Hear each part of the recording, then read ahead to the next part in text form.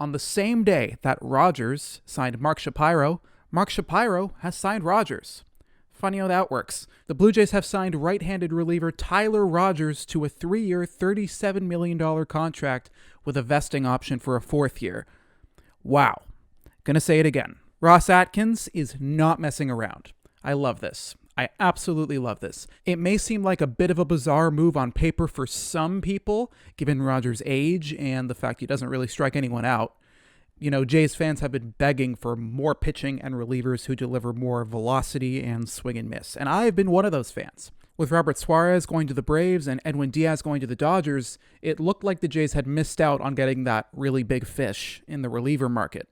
And Tyler Rogers was a bit of a forgotten guy among those top dogs in the reliever market, but he provides a skill set that, honestly, I think fits the Blue Jays really well and makes them better without a doubt. Rogers is incredibly durable. He's never gotten seriously injured at the major league level and has appeared in at least 68 games in every season of his career, not including the 2020 season, which was only 60 games, but he appeared in 29 of those. He was the major league leader in appearances among relievers the last 2 years and was the National League leader in 2020 and 2021. Overall, no pitcher has appeared in more games than Tyler Rogers since 2020. The closest player to him is over 30 appearances behind. So, what are you getting when Rogers is on the mound? Well, you're certainly not getting strikeouts or swings and misses. That's just not the strength of a guy like Rogers, who's a submarine pitcher and is going to top out in the mid-80s on his fastball. What you are going to get, though, is a ton of soft contact on the ground and little to no walks or home runs. Rogers had a 1.98 ERA last season with the lowest walk rate in baseball and only allowed 4 home runs in 77 innings.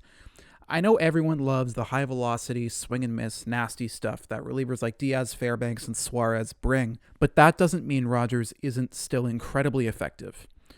And it means the Jays will be able to give teams lots of different looks with this pitching staff. I mean, imagine in a game going from facing Trey Savage, who has the highest arm angle in baseball, to Tyler Rogers, who has the lowest arm angle in baseball. I mean, it's just hilarious to even look at and think about. And it's not like the Jays don't already have a lot of swing and miss. I feel like some people don't realize this. Their bullpen was 3rd last season in strikeout rate. That's really good. It's really the walks and the home runs that killed them. They were 23rd last year in walk rate for their bullpen and 13th in home run rate. Trevor Rogers is going to improve that.